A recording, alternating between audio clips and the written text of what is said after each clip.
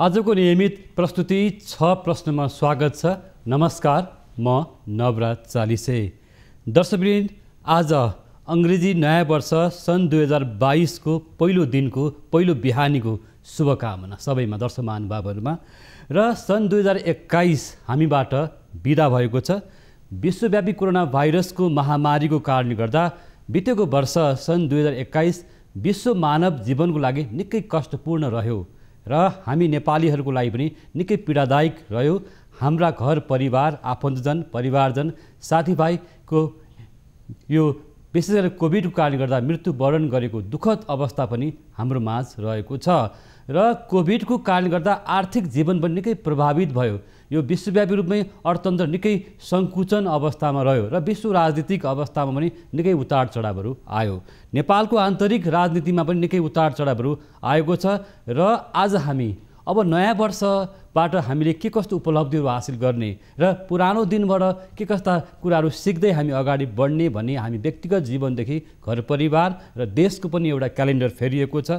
र आज हामी र मुलुकको राजनीतिमा पनि निकै उतार चढाव आइरहेको छ र सबै मुख्य राजनीतिक पार्टीहरूको महाधिवेशन सम्पन्न भएको छ। र यो महाधिवेशनले पनि नयाँ नेतृत्व चयन गरेको छ र पुरानो पुस्तालाई विस्थापित गर्दै नयाँ पुस्ता पनि अगाडि आएको अवस्था छ। र हाम्रा सामु सङ्घीयताको व्यवस्थापन पनि गर्नु चुनौतीपूर्ण अवस्था रहेको छ। आर्थिक जीवन, श्रमिक मजदुरहरू निकै प्रभावित भएको अवस्था छ। रोजगारी गुमाएको अवस्था छ। हाम्रा विदेशमा रहेका नेपाली श्रमिक दाजुभाइ दिदीबहिनीहरूले पनि निकै कष्टपूर्ण जीवन व्यतीत गर्नु पर्यो। आज हामी यो अंग्रेजी नयाँ वर्ष र विशेष गरेर अंग्रेजी नयाँ वर्षको सन्दर्भमा ग्लोबल पोलिटिक्स र हाम्रो आन्तरिक राजनीतिमा पनि परेका प्रभावकै बारेमा आज हामी अन्तर्राष्ट्रिय राजनीतिका समेत जानकार राजनीति शास्त्रका प्राध्यापक कपिल श्रेष्ठ हुनुहुन्छ। उहाँले झन्डै 45 वर्ष एउटा राजनीतिक शास्त्रको प्राध्यापन पेसामा बिताउनु भएको छ, कक्षा कोठामा बिताउनु भयो। र यो आज अन्तर्राष्ट्रिय राजनीति र आन्तरिक राजनीति राम्रोसँग बुझ्नुभएका जानकार कपिल श्रेष्ठसँग आज हामी र बितेको वर्ष र नयाँ वर्षको पनि आज हामी आगामी नयाँ वर्षको पनि भविष्यको एउटा सुखद कामना गर्दै कुराकानीलाई अगाडि बढाउनेछौँ। यहाँलाई स्वागत छ। नमस्ते, अभिवादन छ। र आज जनवरी 1 अथवा सन् 2022 को पहिलो दिन, पहिलो तारिक भन्नुको मतलब त्यो अङ्ग्रेजी अर्थात् ग्रेगोरियन क्यालेन्डर भन्ने गर्छन् उनीहरूले। आरामै हुनुहुन्छ? म ठिक छु। म विशेष गरेर यो तपाईँले अघि भन्नुभयो 2-3 वर्ष यता हामीले कोभिडको कहर जुन त्रासदी भोग्यौँ र हामी प्राय यो भालु के अरे डुम्सी मलसाँप्रो जस्तै लुकेर बस्यौँ। त्यति प्रकटमा आउन चाहेनौँ। समाजमा हाम्रो सम्बन्ध पनि ज्यादै पातलियो र अहिले बल्ल बल्ल हामी भर्खर यो वसन्तको पालुवा लाग्दाखेरि जसरी चराचुरुङ्गी जनावरहरू बिस्तारै टाउको निकाल्छन् नि, टाउको निकाल्दैछौँ। तैपनि हाम्रो त्रास भए सकिएको छैन। र अहिले टेलिभिजनमा आउँदाखेरि मात्रै हो, अन्यथा त हामी आफ्नो अनुहार मास्क अर्थात् मुकुन्डोले छोप्ने गर्छौँ। मान्छेलाई जस्तो हाम्रो पनि मास्क लगाएर नाच्ने चलन छ नि, मुकुन्डो लगाएर है। यो त अब त यो मुकुन्डो भनेको त रियालिटी भएछ, संसारै मुकुन्दे संसार भएछ। र मलाई अहिले तपाईँसँग यो मास्कविहीन भएर एकछिन कुरा गर्न पाउँदाखेरि म खुसी छु। हस्, कपिल सरसँग विशेष गरेर यहाँ छ पोलिटिकल साइन्सको एउटा प्राध्यापक जो 45 वर्षमा एउटा कक्षा कोठाबाट आज हामी टेलिभिजनको स्टुडियोमा आउनु भएको छ। उमेरदेखि पढाउनु 20 वर्ष उमेरदेखि मैले सरसँग अलिकति यो कक्षा कोठाबाट हामी स्टुडियोसम्म जोड्दैछौँ। जो 45 वर्षमा, करिब 45 वर्षमा कक्षा कोठामा पोलिटिकल साइन्सको प्रोफेसरको रूपमा काम गर्नुभयो र विश्वका विभिन्न विश्वविद्यालयमा पनि प्राध्यापन गर्नुभएको अनुभव तपाईँसँग छ। अलिकति हामी सन्दर्भलाई कुराकानी गरौँ, ग्लोबल पोलिटिक्सबाट जाउँ अनिखेरि आन्तरिक पोलिटिक्समा पनि जाउँला होइन। यो विश्व राजनीतिलाई र त्यसको प्रभाव नेपालको राजनीति, हाम्रो जियो पोलिटिक्समा होइन, जस्तो भारत अथवा चीनको, अमेरिका लगायतका राजनीतिक प्रभावहरू हामी कहाँ कस्तो रहन्छन् र पछिल्ला दिनहरूमा विश्व राजनीतिलाई अलिकति समीक्षा गरौँ।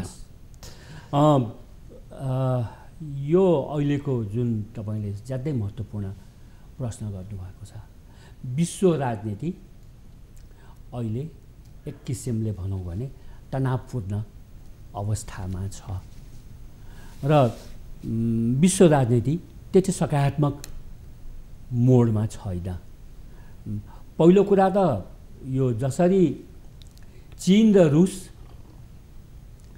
फेरि शक्ति सम्पन्न भएर विश्व रङ्गमञ्चमा उदाएका छन् र जसरी उनीहरूले सशक्त ढङ्गले आफ्नो कदमहरू पाइलाहरू चाल्न थालेका छन्, त्यसले पश्चिमी राष्ट्रहरू विशेष गरिकन पश्चिमी राष्ट्रहरूकोमा पनि तिनीहरूका नेता नेतृत्व गर्ने विश्व सबैभन्दा ठुलो विश्वशक्ति संयुक्त राज्य अमेरिकालाई नराम्रोसँग झस्काएको छ।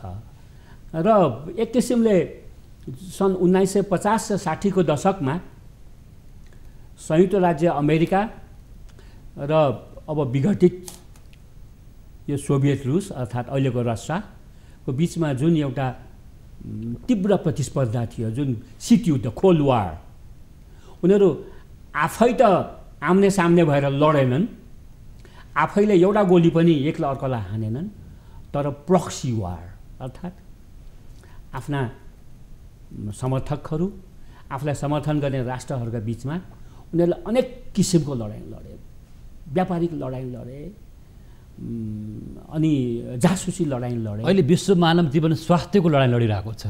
अब यो कोरोना कहर भन्नु पनि सरले अघि सुरु कोरोनाको कहर यो विश्वव्यापी नै छ। करोडौँ मान्छे मरिसके र अहिले पनि करोडौँ मान्छे अहिले हिजो अस्ति भर्खर पनि फ्रान्स जर्मनीमा हरेक दिन 1.5 लाख मान्छेले कोरोना ग्रसित भएको समाचार पाऊँ। हाम्रै नजिकको मुलुक मित्र भारतमा पनि हिजो 16,775 जना कोरोनाले आक्रान्त भएको समाचार आइरहेको छ। र हाम्रै देश नेपालमा पनि 250-300 को हाराहारीमा कहिले पनि घटेको छैन। एक किसिम मैले के भन्न खोजेको भने विश्व राजनीतिमा विश्व राजनीतिकै कुरा अहिले यसको प्रभाव हामीका कस्तो पर्छ? प्रभाव के, अब मुख्य विश्व राजनीतिको एउटा विशेषता के रहेको छ भने यो सन् 1990 अथवा सन् 1989 पछि बर्लिनको पर्खाल ढलेपछि यो सोभियत रुस र साम्यवादी शासन भएका मुलुकहरू एकाएक ढले र प्रजातन्त्र अर्थात् लोकतन्त्र, संसदीय अरू स्वरूप, यो राष्ट्रपतीय स्वरूपहरू विश्वभरि नै त्यो शासन व्यवस्थाहरू लोकप्रिय व्यवस्थाको रूपमा स्थापित भयो। तर विगतको 15-16 वर्षदेखि र विशेष गरिकन केही वर्ष यता जसरी चीन र रुस र अहिले अमेरिकासँग चिडिएका हिजोका उसका मित्र राष्ट्रहरू जस्तो टर्की, हङ्गेरी है, अनि यी बेलारसहरू, यिनीहरूमा अहिले प्रजातन्त्रको विरुद्ध एउटा अप्रजातान्त्रिक निरङ्कुश शासन स्थापना भएको छ। र जुन जसरी एउटा निकै कष्टका साथ प्रजातन्त्र स्थापना भएका मुलुकहरू भनौँ, चाहे म्यानमार बर्मा होस् अथवा अफगानिस्तानमा त अमेरिकाले अरबौँ डलर खर्च गरेर 20 वर्षसम्म उसका हजारौँ सैनिकहरू मारिए। अफगानिस्तानमा न अमेरिकाको प्रभुत्व रह्यो, न अमेरिकी समर्थनको सरकार रह्यो। अहिले फेरि यो इस्लामिक यो जुन एउटा उग्रवादी सरकार, एउटा तालिबानको सरकार आएको छ, एक किसिमले अमेरिका अन्यलमा छ। अमेरिका आत्तिएको छ भने यो रुस र चीनको मनोबल बढेको छ। भनाइको मतलब यो होइन कि यो रुस र चीन र उसका मित्र शक्तिहरू अमेरिका र पश्चिमी राष्ट्रभन्दा विकसित भएका छन्, त्यो पनि होइन। उनीहरूभन्दा सामरिक हिसाबले शक्तिशाली भएका छन्, त्यो पनि। तर तिनीहरूको बाछिता र प्रभाव दक्षिण एसियामा पनि परेको छ। हजुर, यो विषयमा नेपालमा पनि पर्नु स्वाभाविकै छ।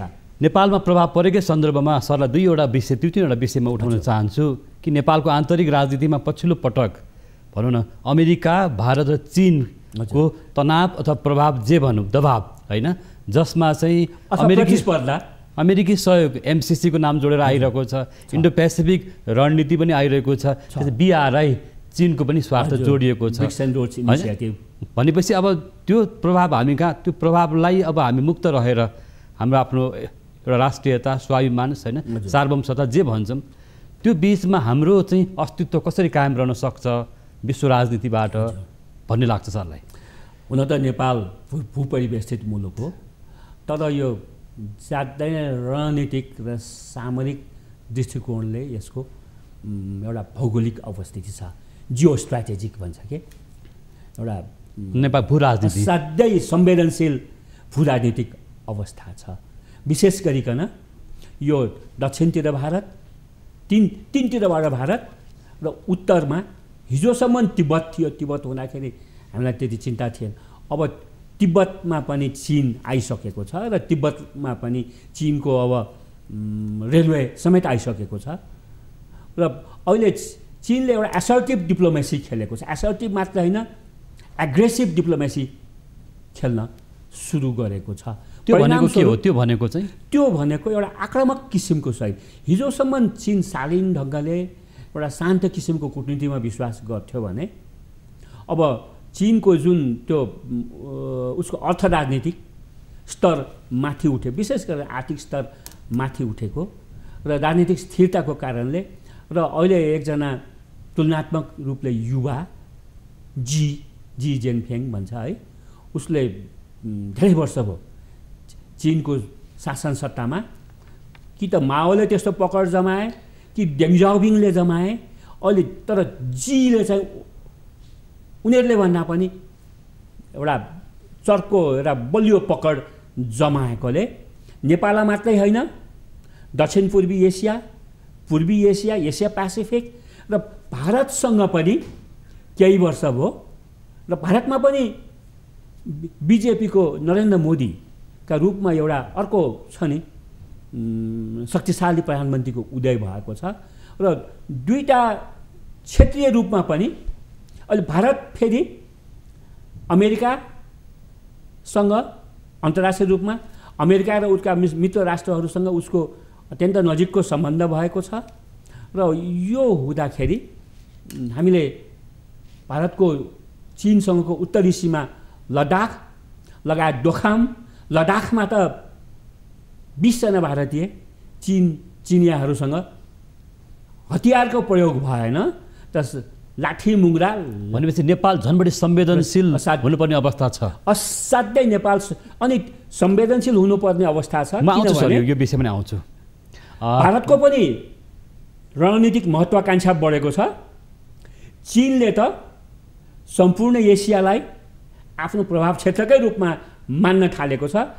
भारतले नेपाल लगायत हिमालयलाई हिजो परम्परागत रूपमा आफ्नो प्रभाव क्षेत्रको रूपमा मानेकोमा अब चीनले भारतलाई उसका प्रभाव क्षेत्र चाहे नेपाल लगायत श्रीलङ्का लगायत बाङ्लादेश लगायत मालदिभ्स लगायत सबै ठाउँमा बलियो चुनौती दिन थालेको छ र यो चुनौती मध्ये तपाईले म अहिले पछि एमसिसी मिलेनियम च्यालेन्ज कर्पोरेसनले 500 मिलियन है US डलर्स भनेपछि करिब 55 अर्ब रुपैयाँको लागि 55 अरब रुपैयाँको अनुदान महामारी भइरहेछ रुवाबासिन्छ महामारी यो विषयमा आउँछ।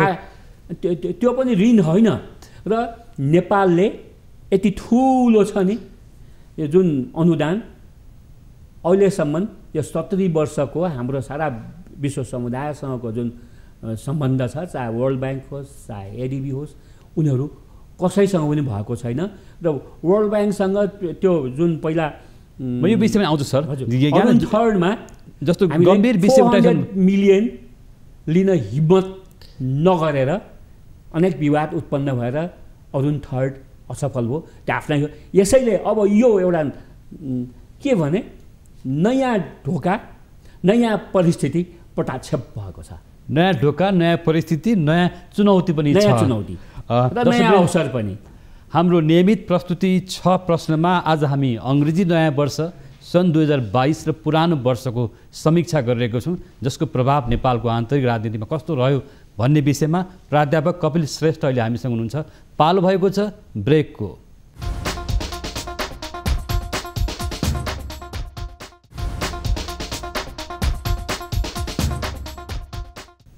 ब्रेकपछि यहाँलाई फेरि पनि स्वागत छ। दर्शकवृन्द, हामी हाम्रो नियमित प्रस्तुति 6 प्रश्नमा छौँ। आज अङ्ग्रेजी नयाँ वर्ष सन् 2022 को समीक्षा पनि हामी गरिरहेका छौँ। पुरानो वर्षको पनि स्मरण गरिरहेको छौँ र सन् 2022 कस्तो रहने हामी विभिन्न आकलनहरू अनुमान गर्दै गर्दा नेपालको आन्तरिक राजनीतिको बारेमा पनि प्रभावका बारेमा पनि चर्चा गर्दैछौँ। हामीसँग स्टुडियोमा जोडिनु भएको छ राजनीति शास्त्री प्राध्यापक कपिल श्रेष्ठ। फेरि पनि स्वागत छ यहाँलाई। विशेष गरी कपिल सरले अघि अन्तर्राष्ट्रिय राजनीतिको राम्रो जानकार पनि हुनुहुन्छ र पछिल्लो दिनहरूमा हाम्रो दर्शक महानुभावहरू पनि एउटा जिज्ञासा छ, प्रश्न छ, यो एमसिसी यति धेरै विवादमा किन पर्यो र सरले कसरी हेर्नु भएको छ एमसिसीको मुद्दालाई? मिलेनियम च्यालेन्ज कर्पोरेसन अर्थात् एमसिसी अहिले त्यसले नेपालको सञ्चार माध्यम सबै मिडिया घर घरमा चाहे सोसल मिडिया होस् है, नेपालको राजनीतिक क्षेत्र र बौद्धिक क्षेत्र र सबै ठाउँलाई निकै एउटा तातो बहस, एउटा हट पोटेटो जस्तै भएको छ र आम सञ्चारमा यी जति पनि छन् कि नेपालीहरू एमसिसीको पक्षमा छन् कि विपक्षमा देखिएका छन्। तर कुरा उठ्छ यो एमसिसीको विरोध जसरी छ नि, अब विरोध कहाँ को विशेषता के छ भने अहिले नेपालमा गठबन्धनको सरकार छ। गठबन्धनका प्रमुख 2 घटकहरू यी वामपन्थी कम्युनिस्ट घटकहरू नै भनौँ है, यो पुष्पकमल दाहालको नेकपा माओवादी केन्द्र, नाम पनि घरिघरि फेर्नुहुन्छ उहाँहरू, भन्न पनि गाह्रो छ। एउटै के अरे माओवादीमा एउटै कुरा मात्रै स्थिर छ अरे, त्यो हो प्रचण्डको नेतृत्व। अरू त के पनि त्यसमा नेतृत्वमा नै वर्ष निकै चुनौती देखिएको छ। उहाँको नेतृत्वलाई चुनौती दिने मान्छेहरू छ, पार्टीबाट बाहिर गइसके, उहाँले बाहिर पठाइसक्नुभयो, त्यो आफ्नै ठाउँमा त्यहाँ अहिले नजाउँ। अनि त्यसपछि माधव कुमार नेपाल ले चोइटिएर अथवा फुटेर बनेको एउटा कुनै के समाजवादी पार्टी जुन एमालेको एउटा पार्टी र त्यसबाहेक साना वामपन्थी दलहरू, कतिपयको त नेपालमा कुनै प्रभाव छैन र कतिपय वामपन्थी दल श्रीमान एन्ड श्रीमती कम्पनीका उहाँहरू चाहिँ यो एमसिसीको विरुद्ध निकै जोरदार किसिमले लाग्नु भएको छ र नेपालको एउटा ठुलै बुद्धिजीवी र नेपालको मिडिया पनि एउटा यो सत्य हो कि दक्षिण एसियामा नेपालमा वामपन्थी प्रभाव अथवा साम्यवादीहरूको प्रभाव निकै डह्रो बलियो छ। यो चुनावमा पनि देखिएको छ, सबै क्षेत्रमा देखिएको छ। के प्रश्न उठ्छ के एमसिसी उहाँहरूले भने जस्तै नेपालको लागि त्यति धेरै हानिकारक छ त? के यसले नेपालको राष्ट्रियता, नेपालको सार्वभौमिकतालाई सुरक्षा खतरा छ भन्ने गरिन्छ, सुरक्षा प्रतिकूल असर गर्दछ? के यसले अमेरिकी साम्राज्यवाद एउटा जुन कोट अनकोटलाई नेपाल भित्र्याउने र नेपालमा यो जुन एउटा ठुला शक्ति राष्ट्रहरूको चलखेल गर्ने केन्द्र बनाउँछ त? मैले तपाईँले भनिहाल्नुभयो, मैले 45-46 वर्ष राजनीतिशास्त्र पढाएको छु है, र हामी एउटा शिक्षक प्राध्यापकहरू कुनै पनि पूर्वाग्रह राखेर र कसैप्रति समर्थन र विरोध गरेर हामी विश्लेषण गर्न हुँदैन, त्यो गर्नु हाम्रो नैतिकता पनि होइन। यसरी हेर्दाखेरि एमसिसी नेपालले त अमेरिकी सहयोग त 1950 देखि स्वीकार गरेको छ, रुसी सहयोग पनि खुला हिसाबले रुससँग यो मैत्रीपूर्ण सम्बन्ध स्थापना भएपछि लिएको छ र हजारौं नेपालीहरू एमसिसी पारित गर्दै गर्दा म एउटा नागरिक प्रश्न सोध्छु सर, हाम्रो सुरक्षा खतरा बढ्न सक्छ, कतै हामी एउटा भन्न सामरिक एउटा हाम्रो महत्त्वमा मेरो निष्कर्ष के हो भने यो एमसिसी नेपालमा एउटा अज्ञानता, भ्रम, अन्योल र झुटको खेतीको शिकार भएको छ। यो अब जुन नेपालको राष्ट्रियतामाथिको जुन छ नि, नेपालको सार्वभौमिकता माथिको जुन छ एमसीसीले हामीलाई खतरा छ कि छैन सर? यसमा दुईटा पक्ष छन्। पक्नुस्। पहिलो कुरा त नेपालमा एमसीसी आउँदाखेरि अमेरिकाले 20 वटा इन्डिकेटर्सहरू राखेको हुन्छ। रुल अफ लको इन्डिकेटर राखेको हुन्छ, एकाउन्टेबिलिटीको इन्डिकेटर राखेको हुन्छ, नेपालको फ्रिडमको इन्डिकेटर। यसमा नेपालले 20 वटामा 16 वटामा राम्रो नम्बर ल्याएर देखेपछि अमेरिकाले देखे कि क्लजहरू केही धाराहरू अलि बढी जटिल छन्, नेपाल पक्षमा छैनन् र संसदबाट अनुमोदन गर्नुपर्ने शर्त पनि छलफल गर्न तयार छु। मैले अमेरिकाको एक कप चिया पनि खाएको छैन। मैले नेपालमा अमेरिकाको राजदूत को हो भन्ने कुरा अखबारमा मात्रै देखाएको छु। यसरी मैले 100 गज टाढाबाट पनि देखाएको छैन, देख्न पनि परेको छैन। कुरा के भने मैले भने एमसीसी बारेमा भनेपछि अमेरिकाको जुन खाले बोल्नु भएको होइन सर, एउटा गलत धारणा सरकारले पनि अथवा एमसीसीका पक्षधर भनाउँदा पक्षधरहरूले पनि जसले हस्ताक्षर गरेर आए यसलाई स्पष्टसँग जनताको समक्ष राख्न सकेनन्। र अघि मैले भने नेपालको मिडिया, सोसल मिडिया, जुन पोलिटिकल ग्रुप्स होइन, यो अहिले अमेरिका एक किसिमले अन्तर्राष्ट्रिय रूपमा चीनलाई चेकमेट गर्न, चीनको प्रभावलाई रोक्न छ नि यो कटिबद्ध छ भने, अर्कोतर्फ अमेरिका अहिले उसको आन्तरिक राजनीतिको बाध्यता के छ भने अब कहीँ पनि गएर कुनै पनि मुलुकको आन्तरिक राजनीतिमा चलखेल नगर्ने निष्कर्षमा पुगेको छ। अफगानिस्तान लगायत धेरै मुलुक, अफगानिस्तानमा अमेरिकाले 20 वर्षसम्म लगानी गर्यो। हजारौँ अमेरिकनहरू एउटा प्रश्न सोध्न चाहे सर, एउटा प्रश्न सोधिहाले सर, लुकाएर भएका छन् अमेरिकनहरू। होइन, एमसीसीमा के छ आखिर? दुईटा कुरा छ, यो विद्युत प्रसारण र सडक निर्माण। म एउटा प्रश्न सोध्छु सर, सिधा प्रश्न। सरले यहाँले पनि भन्नुभयो अफगानिस्तान भनेर, कतै नेपाल अफगानिस्तान जस्तो एउटा युद्धभूमि, रणभूमि बन्न सक्छ कि? होइन, मैले यो भन्न खोजेको है, जस्तो नेपाल जस्तै छ नि एउटा संवेदनशील भू राजनीतिक परिवेशमा अवस्थित मुलुक छ मङ्गोलिया। मङ्गोलिया चीनबाट र रुसबाट घेरिएको छ। मङ्गोलियाले एमसीसीको 2 चरण, एक चरण सकेर अर्को दोस्रो चरण सुरु गरेको छ। मङ्गोलियामा एमसीसी गर्दाखेरि चीनबाट कुनै प्रतिक्रिया भएन, तर नेपालका राजनीतिक दलहरू, विशेष गरी वामपन्थी दलहरूले र नेपालकोमा केही वर्षदेखि चिनियाहरूले मैले भने एसर्टिभ मात्र होइन, एउटा आक्रामक कूटनीति अपनाएर र यो एमसीसीको बारेमा मलाई क्षमा गर्नुहोस्, म अलिकति कूटनीतिक क्षेत्रमा म बोल्दैछु।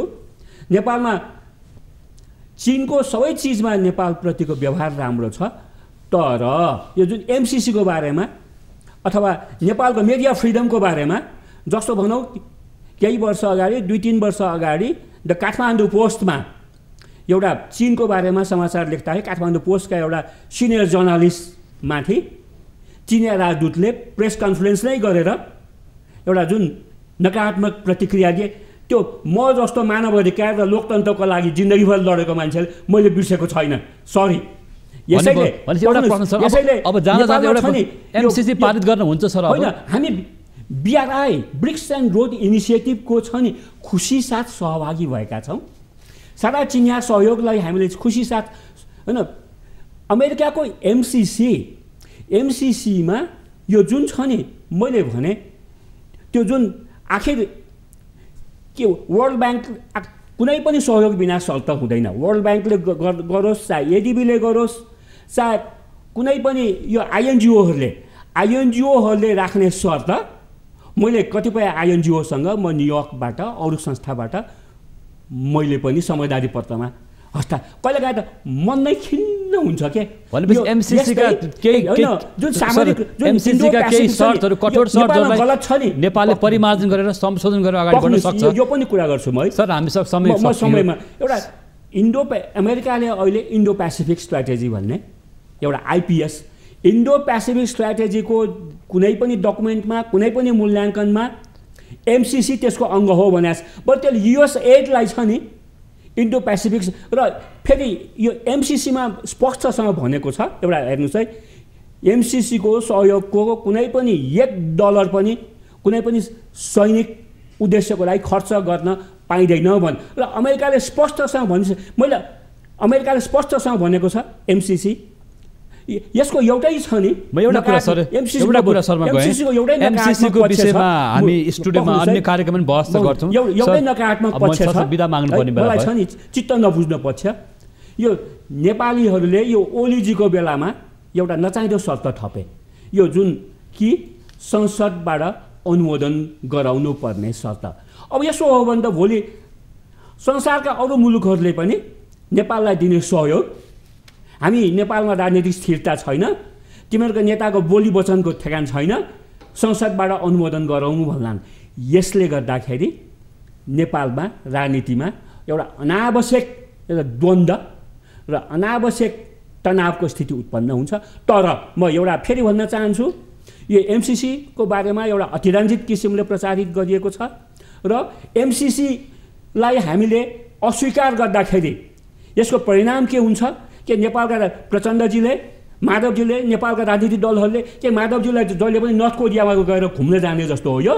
सर अमेरिकासँग न्यु खोज्न अथवा चीनसँग न्यु खोज्न, भारतसँग न्यु खोज्दाखेरि धेरै किसिमले हामीले एमसिसीकै बारेमा आज हाम्रो बहस अलि बढी गयो। हुन त नेमोकिपाको राजनीति होइन नि यो त। हुन त यो अङ्ग्रेजी नयाँ वर्ष र विश्व राजनीतिको बारेमा कुराकानी नेपालको अलिकति छ नि यो बारेमा मलाई नबोली म वास्तवमा बोल्दिनँ भनेर चुप लाएर बसेको मान्छे तपाईँले मलाई बोल्न बाध्य बनाउनु भयो र परिस्थितिले पनि म बाध्य भएको छु एमसिसीको हितको लागि।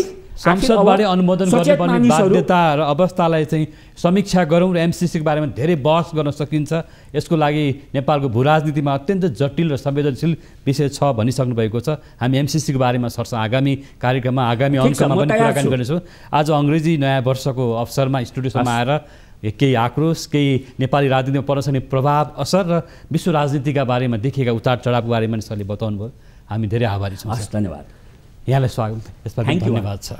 सरी है होइन सर, एकदम धन्यवाद सरलाई। यो एमसिसीको बहस नै यस्तै छ, सडकदेखि घर घर परिवार बहस हो। म आउँछु सर, हाम्रो स्टुडियोको समय पुरा भइसकेको कारणले गर्दा आजको नियमित प्रस्तुति 6 प्रश्नमा एमसिसी लगायत विभिन्न मुद्दाहरूमा हामी केही बहस गऱ्यौँ र हाम्रो निर्धारित समय पुरा भएको छ। आज हामीसँग स्टुडियोमा जोडिनु भएको छ प्राध्यापक कपिल श्रेष्ठ। बिदा माग्छौँ, नमस्कार।